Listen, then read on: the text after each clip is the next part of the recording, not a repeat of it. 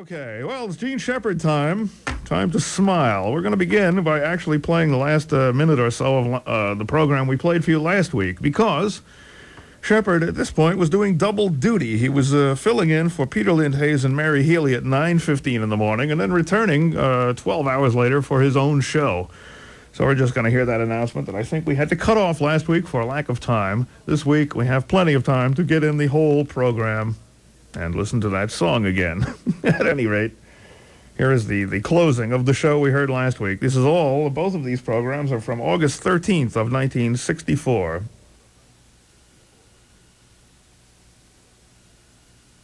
For crying out loud. This is Lonesome Jack here, folks. And I'll be back with my old guitar and my big old Sears Roebuck catalog tomorrow. We're going to go through the housewares and the summer ladies' underwear department tomorrow. We're going to have a lot of fun. We're going to sit here and chew the fat and drink some coffee and just pick a few dandelions.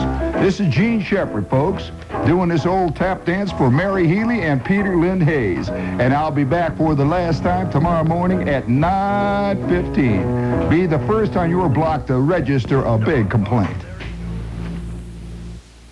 Peter Lindhays and Mary Healy end their vacation and return to WOR on Monday as Gene Shepard continues his normal nightly haunts at 10:15 p.m. Get in there, you little rascal. Madam, what are you doing to that? No time to hear the ad, because we've got to re-cue the tape to the other side, where the next program is, which will find us 12 hours after the show we heard last week. And, hang on. You know, if only this was WOR, I could tell my engineer to deal with all of this while I'm here as your friendly host. Okay, well, I guess it will be coming up anytime now. So this is apparently a Thursday in 1964 in the hot, sweltering summer. And it'll be coming up anytime now. A lot of extra space here in the beginning. I'll just crank it forward until we hear something. And believe me, it will be exciting. Oh, here we go. And it was selected for no other reason than it is the follow-up to last week's program. So I don't know what the subject is. And apparently it doesn't even have an opening theme song, so... Oh, by George, I'm wrong. Once in a while, you get a compliment. I am not one for repeating compliments. Have you noticed some of these radio shows that open up, the guy says, we have a letter here, which says, has a very interesting question that we would like to answer. Let's see, the letter says here, Dear Fred, I listen to your program all the time. You're the most important man on the radio. It's a fantastic program you have. You're doing a fantastic public service. Your program is the greatest thing I've ever heard. Blah, blah, blah, blah. Yes, of course, thank you very much for that. But we want to, what we really are reading this letter for is the question, which is a very provocative one. What time is it? The time now is, it's the kind of program that knocks itself out, leaning over backward to read letters that say how great the guy is who's reading the letter. Well, I don't often do that. Of course, I don't often get that kind of letter either, I must admit. However, the other day, in fact, it was this morning, as you probably know, I've been substituting for Peter Lindhays and Mary Healy. That's it. I knew I'd get a Peter Lindhays and Mary Healy. Somehow you have to learn how to say those things. Like, what is it? 26 days has October. 31 days has 30 days has September. 26. Yes, I remember that thing very well. And A-E-I-O-U, and after something is Y. I had a great way to remember the states of the Union, and then they changed it all. And I still, yes. I have a secret thing where I delete about half of the states because I refuse to accept their existence. Getting back, though, to this great compliment, Chris Cunningham, who's one of the announcers here at WR this morning, was on the phone right after the show, and I did the show from 9:15 to 10, and he's on the phone there, and he's sitting there, and he's got this funny look on his face, and he's chuckling, Tony. He's got this funny look, and suddenly he bursts out laughing, and he rolls off, and he knocks the log over, and the whole business scene. He's laying on the floor, and he's talking on the phone, and he turns and looks at me, and he says, I'm talking to home here, and he says, my wife just said, he says that my 7.5-year-old kid is sitting in front of the radio, and he says, you're knocking him out. He's gassed. He's falling down and yelling and hollering. He's laughing like mad. He says, the 7.5-year-old kid doesn't laugh very much unless he's looking at some nutty cartoon, which has no sense at all. And he says he's knocking himself out and yelling and hollering. And then all of a sudden he looks up at his mother and says, Ma, are you sure you've got WOR on? That's the greatest compliment I think I've ever gotten. You probably listen to WOR. You can understand. It's all in context. Everything's in context. It's like the other day. I'm sitting having one of these official lunches, and we're all sitting around. And it's one of these lunches, where there's always one guy in every lunch. For those of you who have never been on one of these big lunches, I have to explain something, that there's every guy in one of these big lunches who is the unquestioned, unspoken kingpin, who is the boss of the lunch. And he's the reason why all the guys are there and eating very politely. Usually he's the account executive from Y&R who is not about to spend money on the station, but who's looking for a free lunch. And everybody secretly knows that, and they're all secretly there because they're getting a free lunch, and they're putting it on the expense account because they invited the guy from Y&R so they could get a free lunch. And it's kind of like a game, Nobody's kidding anybody else. They all know that Y&R is going to buy the whole evening time on CBS television, a big thing. They're going to buy everything over there. But what they do get from us is olives and martinis and stuff. We provide the little side issue. So we're all sitting around there at the lunch, and I'm invited, and I'm one of those rare times I'm invited there, and it's in a first-class restaurant. Now, you can tell whether or not what you're doing is important by the kind of restaurant you're invited to. Do you know that there are certain restaurants in New York that are what they call middle ground restaurants? I'm inviting you so I can take it off my expense account, so I can get a free lunch. That's a middle ground restaurant, and it's a kind of code. So if you call a guy and you say, let's go to Watanabe's Rest, that means, look, it's my turn to knock down a little something on my expense account, and I want a free steak, and so do you want a free steak, and we'll both pretend we're talking business when the waiter comes over. I'll say to you, JB, about that morning time, and then when he walks away, you see, we can go back to talking about our golf game, and we're all set. It's an unspoken code. Well, I am in one of these restaurants, and believe it or not, I know the code. I am in what they call a loaded-for game restaurant, Tony. Doesn't make any difference how good the food is. The food can be rotten, but if it's an expensive place, that means we're out for business. Well, I can't understand why I'm invited then, I am never invited to any kind of a meeting that means business. Well, here I am. I don't know what it is. And no, this is a true story, and they just don't invite me to this kind of stuff. I mean, that's John Gambling's world. That's Martha Dean's world, all the big people's world. And there I am. I'm grown up now, and I've got on a coat. I've been instructed to wear a tie. They told me be sure to wear a shirt, and not last week's. Wear a shirt, and have your hair combed. And there was even some remark passed over the phone about my beard. I pretended not to catch it. I think somebody said something about shave or something like that. And I thought, well, I'll trim it since I'm going to this top restaurant. See, where it goes back over my ears and comes down over my collar in the back, I'll trim that part a little bit so it comes to a point instead of like the big brush hanging back there. So I put a little wax on the edges there where it comes out, So I'm trimming the thing away there, and I arrive at this restaurant. Well, when you go into some of these restaurants, they've got electrical, Tony, there's one restaurant that has an electric eye. Have you ever noticed, have you ever come through a big customs place where you're going into a new country or something, where they can detect in your bags when you're bringing in contraband? They have an x-ray system. You've ever seen this? Oh yeah, oh yeah. You try to bring in 400 pounds of gold out here, boy, they'll nab you every time. And they're very eagle-eye. Yes, sir. So very good. I know a guy that brought in 17 pounds of opium. He had it tied in a bag around his neck, and it had a big sign that said opium on it. They thought it was a gag, and the guy's still in business. But, oh, yeah, they said, oh, funny, man. He came in. And he was smoking it, too, when he came in, the whole scene. I said, what are you smoking? He says, opium.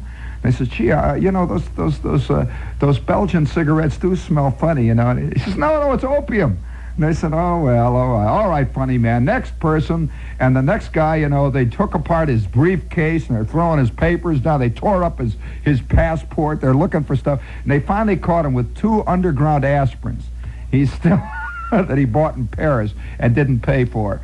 But nevertheless, now, you know that there is a restaurant in town where you come in. They have an electric eye, and they have an X-ray system, and they can detect how loaded you are.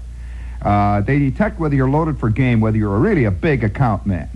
And so when you come in and this thing trips, they pick it up. They scan your pocket, or they scan. See, they have a thing that is sensitive to credit cards and stuff. And it rings a bell in the front office when you come in. You've got the right credit cards and everything. And I carry a bunch of dummy credit cards. You know that you can buy dummy credit cards now? A big roll of them with gold seals and everything. Gold seals and signed in blue. Guys, all kinds of big guys signed. Guys like Hilton and Sheraton and all that. And they come in a big roll, and you just carry them with you. And I roll it out, like family photographs. I have never taken anything on credit, but I love to have the cards. I just like to show them to people. I shuffle them once in a while. You can play solitaire and Monopoly, especially Monopoly with them. And so I came through the door there. Monopoly! Look, I'm sorry. If you come from the East where they have trouble with their upper plates, it's not my problem. It's Monopoly. And there's a lot of ways to play games, I'll tell you that, and I know most of them. So, oh yeah, I'm an old games player. So I come into this place, and when you come in and you have the right set of credentials, there is a set of chimes that go into action. You come in, the chimes, and there is an actual trumpet voluntary. There is a trumpet flourish that plays when you come in, and of course, this tape plays according to your rank. There's a genuinely royal one that they use for coronations and one thing and another. When very big guys from Benton and Bowles come in, this thing goes off like a bomb. It goes off like the scoreboard at Kansas City, when one of the Kansas City A's foul tips a home run into the thing out there, the bombs. Well, I come in there, and the trumpets go off, and I walk through the hall there. Oh, yes, and you can feel all eyes turning. Well, now, when you've got a beard, there are 2 attitudes. Either, who's this rotten beatnik? Either that, or there is a very important account executive from a British account. And that scares the daylights out of them. Today, almost all ad men are very afraid of the British. Anybody who's English can come to New York. Are you aware of this? And get a job in any ad agency. The positions range from vice president up, just by having a proper accent and the proper indignant attitude towards American culture. Oh, the ad men are feeling very nervous these days. And all you have to do, if one of you guys want to make it big in the ad world, I'm serious about it. If you're going to CCNY, and you got a real Brooklyn, you got the, hey, Ma, the real Brooklyn accent. If you got a Brooklyn accent, forget it, man. You're not going to make it. Yeah, if your name, if you go with a chick named Marcia, you're never going to do it. So what you have to do is to go to a good acting school here in town. I know a couple of guys that are working on it. One guy from CCNY, a couple of guys from NYU. And go to a good acting school and pick up an excellent Oxfordian accent. A very good Oxfordian accent. Clipped, clean, beautiful, and change your girl's name to Pamela. Forget the Marcia jazz, and get on with something that really means something. Daphne, Gloria, or Pamela. And then buy yourself a derby. Get yourself a derby, get yourself a high collar and a thin, dark tie with a very discreet suggestion that is a school tie. Don't ever come right out and say you went to Eton. Don't. I mean, just don't say it that way. Let your tie speak for you. And you know, at some of these places, you know, you can never get a tie can never be indicted for falsifying the records. You just sit there quietly with a with an old school tie, and who's going to say anything? Hey, that tie's lying. Never. And so you can get yourself over here at these crummy little tie places where all ties are $1. You know, they got the little tar paper ties, the little ties that are made out of Kleenex and all that stuff. You go in there and you get yourself a tie. You can get Eton, you can get Oxford, you can get them all, you know. You buy yourself a little thin tie, get yourself a very discreet $29.95 English cut suit, a very thin briefcase, and then work in front of your shaving mirror on a slightly scornful look. Not too much, just slightly, as though you're suppressing it. You know, as though, my God. That's all you have to do. Just keep saying that over and over to yourself, and you'll work up the proper attitude. Well, then you go to an ad agency, and all you have to do is to walk up to the receptionist. Be careful. She's liable to be English, too. Almost all receptionists these days are tall, thin English girls with fantastic complexions and bad teeth. Now, you walk to them, and that ain't all that's bad, but nevertheless, you walk up to them, and all you say is, say, Mr. Farthingale's here. And she'll say, Farthingale? And you say, yes, I'm here to see Mr. Bowles. Of course, don't stop at the little guys. Go all the way up. When you're going to Young and Rubicam, see Mr. Young.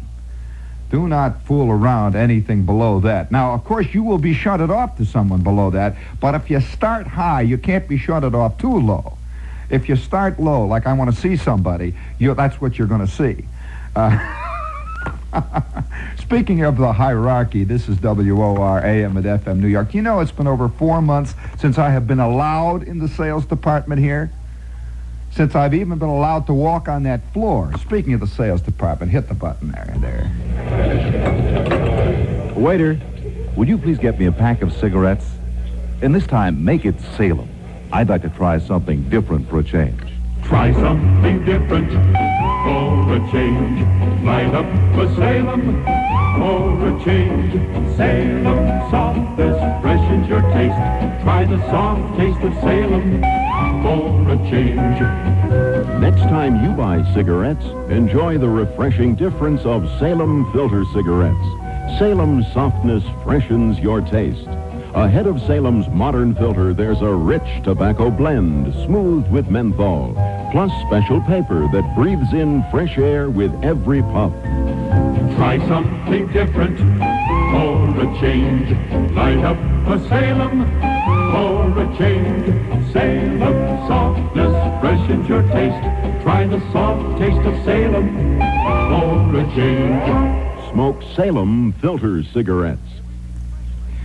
You know, I'm waiting for the day, it's going to happen. Now, if you think I'm inventing this, I can tell you that I know, and I really shouldn't say this because I'm liable to cause a few heads, not heads to roll, but I'm liable to cause a few sidelong glances.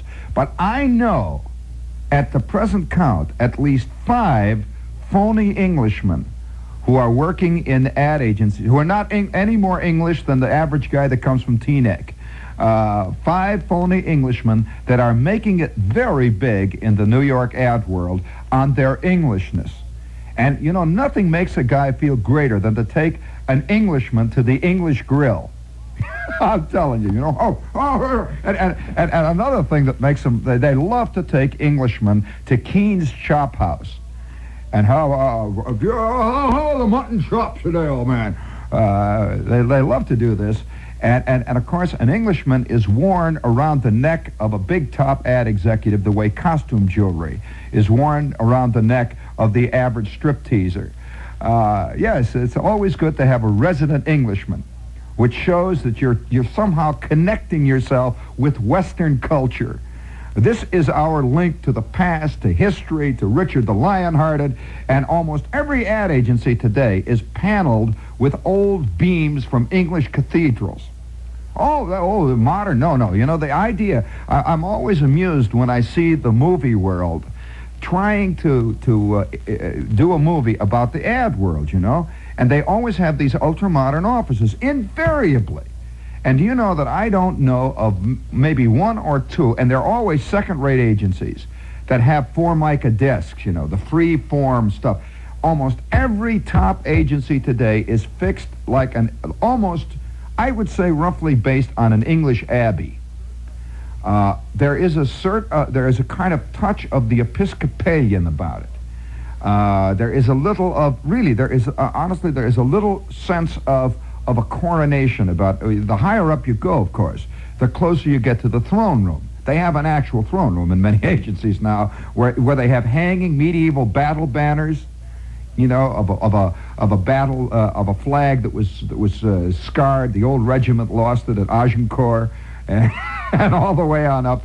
And somehow there is, and woodcuts, oh, you're knee-deep in woodcuts in almost every agency these days. You get in there and you smell old English cut plug tobacco.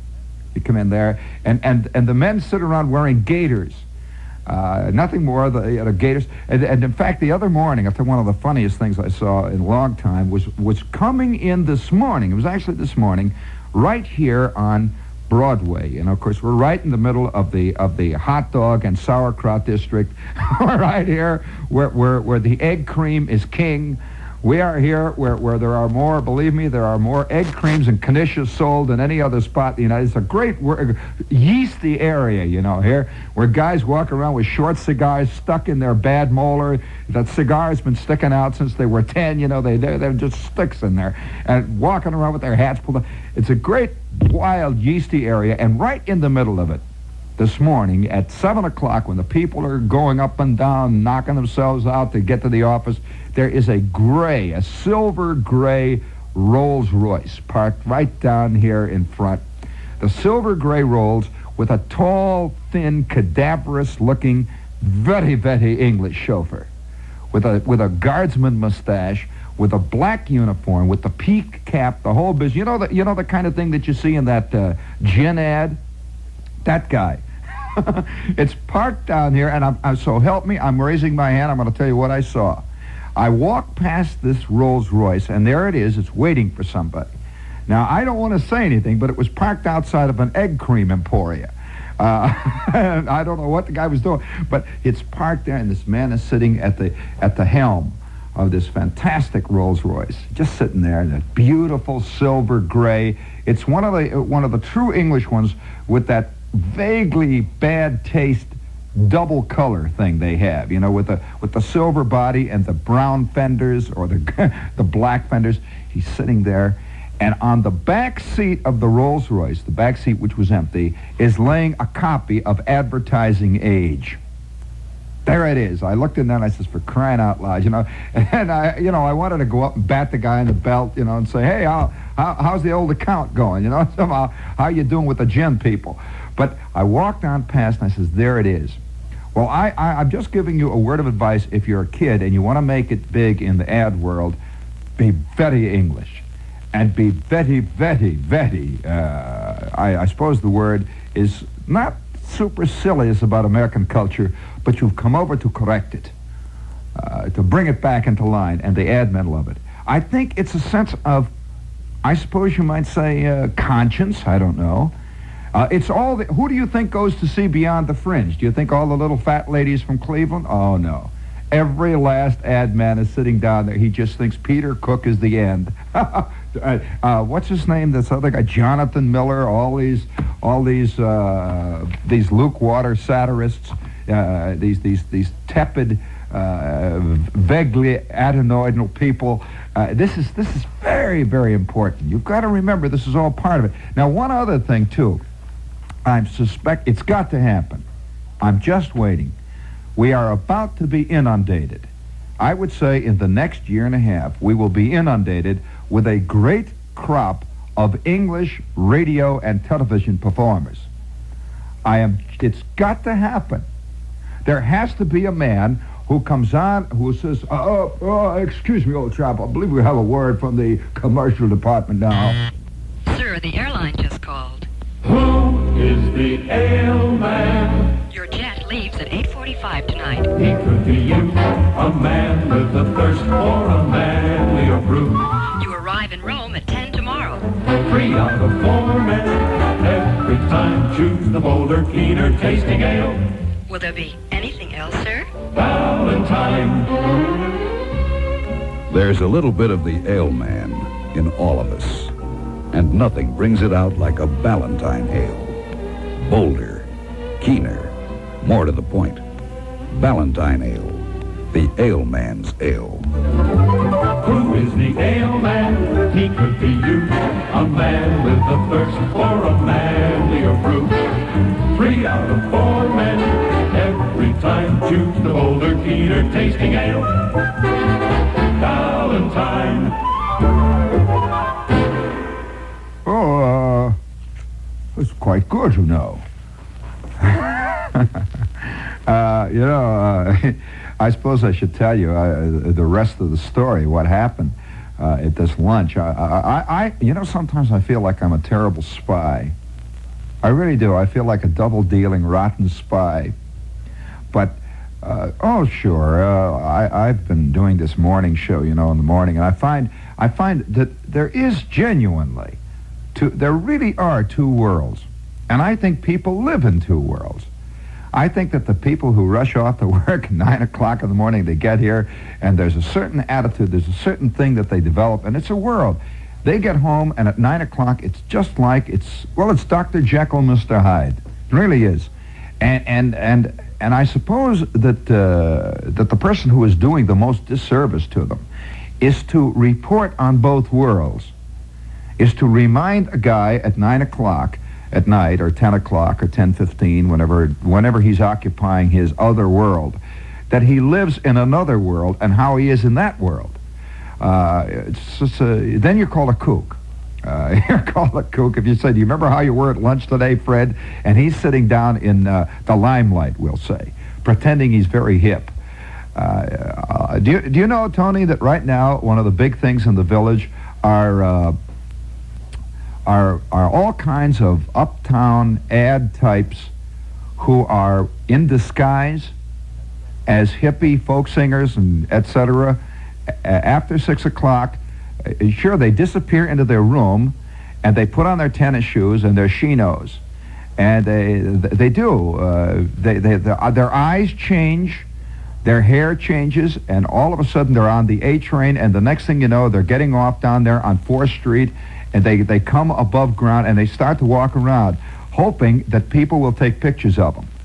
So there goes another one of them village beatniks. And actually what he is the Heinz Pickle account man. And he's got his chick down there, and they're walking around. And his chick, incidentally, doesn't know. She's really a village hippie. And she does not know that he is underground. She thinks he's real, see. She thinks he's living on 10th Street. And he isn't actually living, of course, you can go on and on. But I'll tell you one other thing. One little side issue about this thing. As I feel, I always feel vaguely like a spy, but unfortunately, I feel like a spy in both worlds. When I'm living down in the limelight, we'll say, fine, Tex, come on, welcome to the school. We're all in business here. Really? It's fun to see you with the lights, but Oh, sure, no. This is the one studio you can walk in. My name is not Al McCann, and I don't sell asparagus. I'm all right. So I really do, and I think Tex here knows what I'm talking about. That you can feel like a spy in both worlds. When I'm sitting over at the Four Seasons with the ad men, I feel like I'm spying, like I'm not part of it. When I'm sitting down in the limelight, I feel like I'm spying. Down there, and all the hippies are sitting around me with their T-shirts and one thing and another, and I'm sitting there and saying, I wonder what would they do if they knew? What would they feel like if they knew that tomorrow morning old Shep is going to be at the Forum of the 12 Caesars, wearing his beard, and he will be mistaken for an English account executive because of his beard, you see? So long, Tex. And then it seems like 10 minutes later, I am at the Forum, and I'm sitting there, and I'm trying to play their game. You see, and I say, I wonder what they'd think about if they knew that tonight I'm going to be down at the limelight. I'm going to be telling them about the big wild scene. But as a net result, of course, is that I'm a total outsider, I'm afraid. But nonetheless, the other day, I have to finish the story. You're interrupting me, Tony. all the time, making me think of other things. So I'm sitting in the limelight, and I'm planning. You see, I'm planning tomorrow morning. Now I've got to be ready to go to this official restaurant, and I'm thinking, well, what'll I do? You know, you have to take an adjustment, and as an actor. You know that actors take adjustments before they go into a room. That's what's called, in the parlance of the everyday man, making an entrance. An actress or an actor never uses that term, making an entrance. They use the term, make an adjustment. What adjustment are you going to take? No, really, how are you going to be when you go in this room? Are you going to come in as a king? Are you going to come in as a Knight Templar in mufti? Or are you going to come in as a schlock wearing his best suit, trying to fool the crowd? Now, which are you going to be? I'm serious. Now, if you don't make an adjustment out on the sidewalk before you go in, you're dead. You'll come in like a dish rag with feet. And not everyone will know that you're a phony, and they'll say, I wonder if he changed his underwear when he came in. Oh, yeah, I'm serious. They think the wrong things.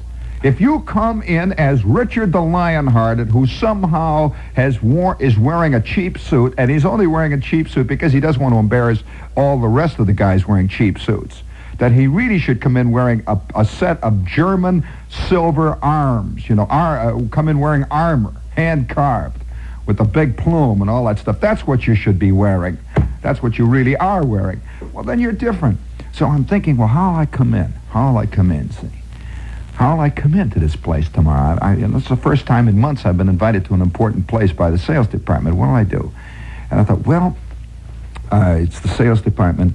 It's an important client, I guess, must be, or we wouldn't be going to this important restaurant. This is a Class A, we mean business restaurant. I've gotten the word, and they've said something about my beard, so I better come in very official. So sure enough, all evening I worked on the official self. My eyes were getting bluer. Oh yes, you'd be surprised. You know, the little red lines around my pupils, they go away when I think right. And, these little things that hang down under the bottom here, it's fascinating. When I think right, they start to go away, and my cheeks get real taut, and I get tan, and it looks like I spent the whole last year on the 18th green, the whole last year. Once in a while, I take a little time out to fool around on the boat, that kind of stuff. And occasionally, I drop in to do a program. And outside of that, I'm out there doing the healthy stuff and thinking good things and drinking martinis. And so I get to looking, so automatically my little eyes start, they start getting bigger. Those little slits that I've got, Tony, they open up when I start thinking, yeah, you can see my eyes. And so it's funny. I get scared of myself sometimes. I start calling myself sir when I look in the mirror. So I'm getting straighter and everything, and I'm working on it. And finally, the moment arrives, and I'm walking down the street. I get off the cab. You see, you have to, that's another thing, just a tip. When you're going to make an official entrance into a restaurant, do not arrive at the front of the restaurant in a cab, because unfortunately, that does not give you the proper taut atmosphere. You know how when you get out of a New York cab, and the guy, the horns are blowing, and the guy's sweating, and you're sweating, and all the cigar butts in the back of it, you get out sort of bent over.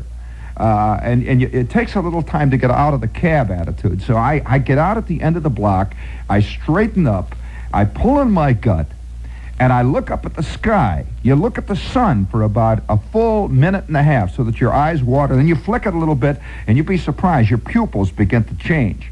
And so you take about 3 deep breaths, and you walk past the Seagram building as though the Seagram building is about knee-high to you. You walk past and you look down at it. You say, hi, see, you wave at it. And you walk under those marquees, and you begin to pick it up. You begin to pick up the atmosphere. This is called making the adjustment. You begin to pick it up, you see. And you watch all these guys going past, and you carry in your left hand, even though you do not actually carry it, a very tightly furled bumbershoot, which you once in a while you flick out at the crowd. Oh, come on, excuse me, sir.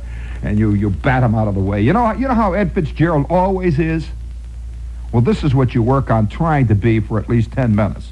And so I'm flicking the crowd with my bumbershoot, and I'm walking along there, and I'm getting thinner and tauter and taller and skinnier and craggier. That's the good word. You get craggy. Your eyebrows start getting craggy, and you start thinking of a couple of good anecdotes that happened to me at the Overseas Press Club the other day, and you start walking in, and boom, up, the door is open, the trumpets blare out, and I'm inside. And good actor that I am not only inside, I am Sir Lancelot inside. I stand there for a moment in the darkness, which you must always do in these places. You just sort of stand there looking imperiously around, and suddenly a little man arrives. He says, "Oh, excuse me, sir, you have a reservation?" And I say, "I'm with the Watanabe party." Oh, yes, sir, yes. Immediately, this is the name of the account executive in whose name the party is being given. And I am hurried back between these Roman baths, where they have Nubian maidens swimming underwater, and grapes are being sprayed out of the air conditioning system, and Fabergé is squirting out of the fountains and everything. Oh, it's wild, and I'm in there, and you can hear the murmur of rich food being digested. It's funny, rich food being digested. I mean, very rich, expensive rich food being digested does not sound the same as hot dogs and sauerkraut being digested. It's a very different thing. And I go through and I could smell that you could smell tweed and English worsted and fine fabrics, and you could smell beautiful batiste shirts slightly crumpled, oh, wow. I'm going through there. And of course the trouble is, this is one of the most difficult parts for an actor, is to maintain your attitude. It's one thing to go in with an attitude. It's one thing to build up a thing, but it's another thing to hang on to it. And I keep saying to myself, Magna Carta. Over and over, I keep repeating, Eden Harrow, the playing fields of Eden, by God, produce gentlemen. And I'm coming through there. Of course, I'm trying to forget Hessville, Indiana, and the whole scene, I'm trying to forget my mother's chenille bathrobe, and I'm coming in, and I'm watching for that, and I can feel it shuffling off. I can feel it flying off of me, I can feel big scales. My armor's falling off, and my Bond suit is beginning to show, with the gas pipe rack sticking out in the back and the whole bit, the place where the guy pressed it too tight, you could see the hanger, and oh wow, and I can see why they have dark, very, very dark lighting in these places, It's to prevent all the other guys from seeing all the other guys. So I'm coming through, and I'm trying to stand up straight, and finally I'm at the table, and I'm being eased down into my throne. Now they don't have seats. They have thrones, big gargoyles and stuff, and the waiter is bending over me, and he's saying, he's just holding his pad, and he does not even say drink. Will you have a drink? Not at all. He just bends over with the pad and looks down, and he exudes fine cologne, shaving lotion, and those guys never take their suits off. It's all cut beautifully. And he leans down, and I turn to him, and for some insane reason, I wanted to say knee-high orange. I don't know, it's like making some kind of obscenity in a very, very, very, very official church. I just wanted to say, hey, you got any knee-high orange? Or how about some Yoo-hoo? I don't know, just this nutty thing. It's the difference between guys that'll make it and guys that won't. Guys that won't make it think of this kind of stuff. They really do, Tony. It immediately comes to their mind to say Yoo-hoo. Guys that will make it instantly say Beefeater. And sure enough, they get the Beefeater instantly. Of course, there is a certain kind of code now, a certain kind of martini. When you say Beefeater, I don't even know the code, but there is a word that you use after Beefeater that means bring me a martini that has no vermouth at all, no olive, that has no lemon at all. What it means is, give me a shot of gin. They won't admit it, you see, so they call it a martini. And it's plain, ordinary red-eye. It's the stuff that they used to call white lightning. And out in Kentucky, they don't kid around. They just give me a shot of lightning. And it comes. It's white. It's only about as high as a martini. They just, down it goes, down it goes into the soul, and by George, within 5 minutes, the fist fight starts. Well, that's what they're there for, you know? And of course, this is the same scene. It's very little different. And so I said, what do I drink? What do I drink? What do I drink? That's the first test, you know. Oh, yeah. What do you drink? Very first test you have to pass. When you are ushered into the table and you're in the presence of the greats. You just don't say, give me an old-fashioned. You know, immediately you're a tourist from Winnetka. Instantly. And so what do I drink? What do I drink? What do I drink? What do I drink? Then the thing to do is to look over at your companion to the left. He's always a safe one. And say, oh, Fred, what are you drinking today, Fred? And Fred says, he has the code down pat, you see. Just, well, you know what it is. And he's got something that's kind of white, you know, it's pale. I'll say, I motion to the guy's glass, and he says, thank you, sir. And he makes the note, and I've gotten through the first hurdle. Shepard is off and running, you know. He's over the first one, and he's hit the ground, and he looks back, and he sees the hurdle is still standing, you know. The next one is coming up. Well, of course, the next one, they get harder. I have to tell you, first of all, that the hurdles get higher in this race. They do not remain the same height as in an ordinary hurdle race. That each one is succeeding is higher until finally you hit the 17-footer. Now, if you get over the 17-footer, you are Mr. Big. That's no question. He's the only one who's allowed to get over it. If you get tripped up at about the third hurdle, you're just one of the junior men, you see. If you get to the fifth hurdle, you are a threat. If you get to the eighth hurdle, they start sticking knives into your liver, you know. And if you get to the 10th hurdle, then they begin to call you sir. They begin to listen to you. So Shepard's over the first one. He's leaping and he's going. He scrambles to his feet and he starts running again. And they come up to me, and you know what the next hurdle is? Well, I'll tell you. The next hurdle is whether you listen or whether you talk. It's very subtle. You have to know when to say something. I don't know how to express it, except that there are some who have the sixth sense, some don't. And so you hear immediately the buzz of conversation, and it's going around counterclockwise. It's heading towards you, and they seem to be talking about the America Cup race. The America Cup race, America Cup race, America Cup race, America. Immediately your little file is going, America Cup race, America Cup race. Is that a hockey thing? What is it? What is it? A hockey? No, it's not a hockey. What is it, the hockey thing? Hockey. No. Isn't a cup race. What is it? Is this, does this have to do with the going to the moon? No. It's not the moon race. That's the Russians, the rotten Russians. Let's see, what is it? America Cup. And now it's at the guy next to you, and he says, you know, these 12-meter sloops.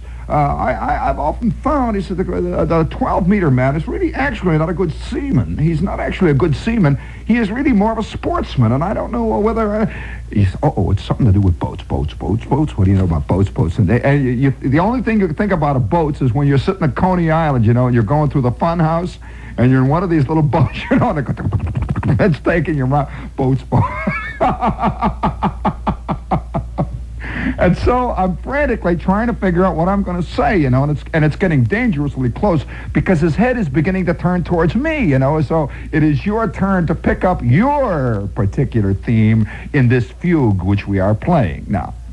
Well, I don't know. Have you ever sat in a fantastic string quartet or an octet or a quartet, I would say, and you're playing a Beethoven quartet, and they nod towards you, and you're sitting there with your cello, and you better play. I mean, they don't, you know, they don't wait for you to ad-lib. You don't start ad-libbing, yes, sir, that's my baby, in the middle of this thing, you know.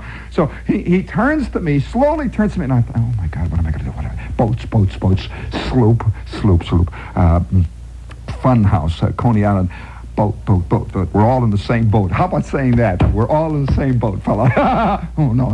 We're not all in the same boat. He's in his boat. I'm in my boat. His boat is 12 meters somehow. Is that wide or thick or long? Is it 12 meters high? What is it, 12 meters, 3 foot to a meter? What meters? And he's slowly turning towards me. I'm thinking of saying, well, I'm on 20 meters single sideband, fella. You know? No, 12 meters sloop he's talking about. Boat, America Cup. And I'm thinking, what do I do? And Shepard's agile, fantastically quick mind. His knees are always loose, you know. Immediately, I begin to look for the waiter, you see. It's coming my way. And I'd say, waiter.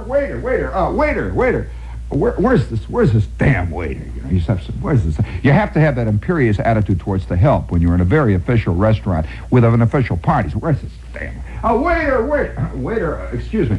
And he comes over and he bends over me and I point to the guy's glass next to me. I go, I haven't even gotten the first one, you see. I am pointing to him. I better have a drink very fast now. Things are getting desperate here. My boat is sinking. And I call him over and I start whispering into his ear. Will the second violin pick up the theme? Will I be... I turn to my right slowly and sure enough, the second violin picks up the theme without a beat. Shepard is saved! I sip my drink when it finally comes. I am over the second hurdle. And here comes the third.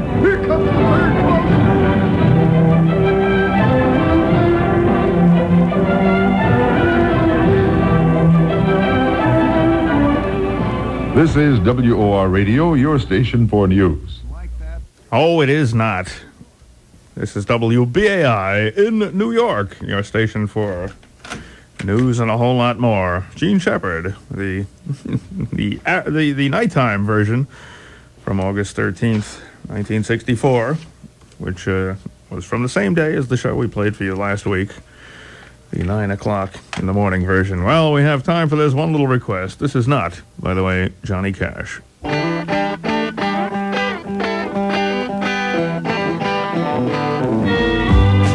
The next train arrives on here at 5:09.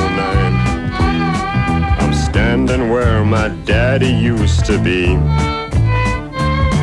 To follow his footsteps takes me 3 stops down the line. Down to the Ben Crawley Steel Company. Well, I tried my hand at wrenching, but this didn't come off. Seems nothing in that for me. It always tried my patience, which I haven't enough. I'm destined to work in a steel company. Just you wait at home for me, little woman. By now I should know how lovely you will be, waiting by the door for me, little woman. Now I won't moan when I get home from the Ben Crawley Steel Company. When Crawley makes the jokes, some fool guys laugh a lot. Dan force a grin if you can. I got so many words on the tip of my tongue to shoot him down, but he'd soon replace a mere steel-driving man. Just you wait at home for me, little woman. Although I know you won't be as tired as me, wait on by the door, my true loving woman. Well, I won't slack when I get back from the Ben Crawley Steel Company.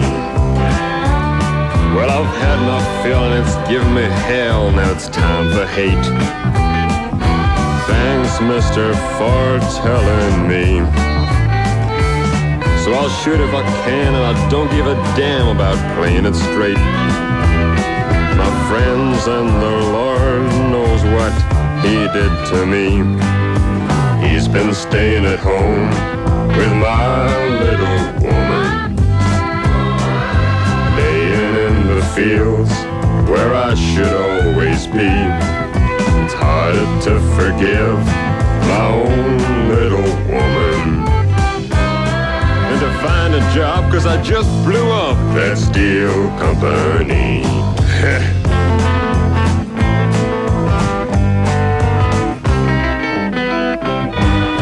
And your tuned to all Ben Crawley Radio, WBAI New York. This has been Mass Backwards.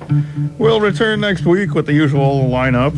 All the usual suspects, X-1, Gene Shepard, maybe a return to horror, maybe some of the records we intended to play this week before everything went BAI style.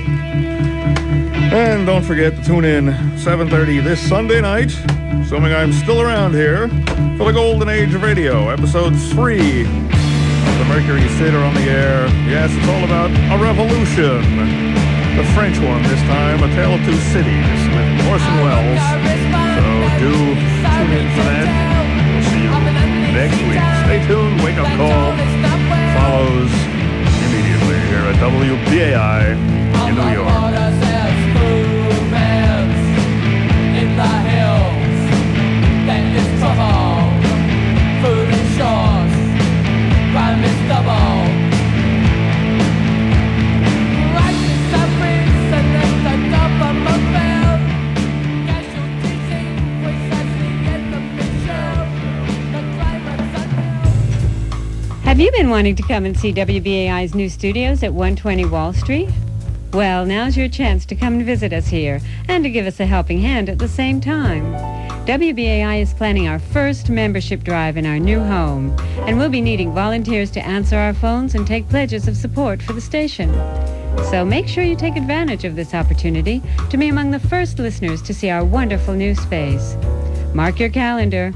We'll be needing your help from August 3rd through the 6th, anytime from 7 a.m. till midnight. For more information, call 212-209-2828 or just come to 120 Wall Street on the 10th floor anytime between 7 a.m. and midnight from Monday, August 3rd through Thursday, August 6th. And stay tuned to your community radio station, WBAI 99.5 FM.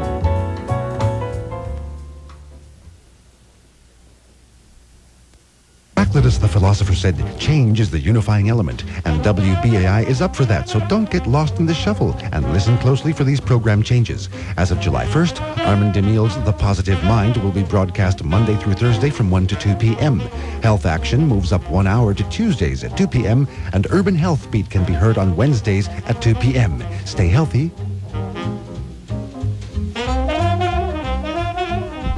And keep listening to WBAI Radio 99.5 FM in New York.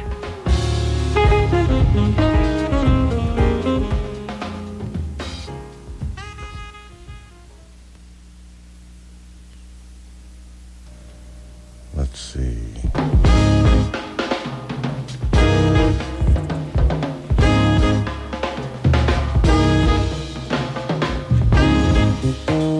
Hello, this is Donna Neiman of the Development Department at WBAI Radio, speaking to you from our beautiful new studios at 120 Wall Street. I'd like to remind you that our new general information number is 212-209-2800. That's 212-20...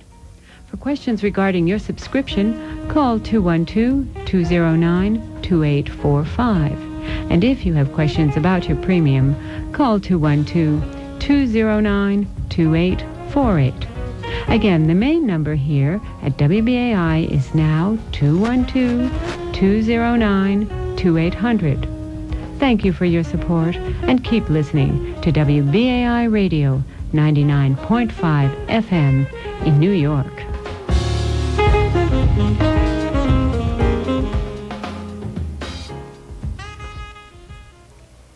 Good morning. Well, here we are. Yeah, here we are. It's kind of nice, though, like this. Real nice. Very special treat, you know.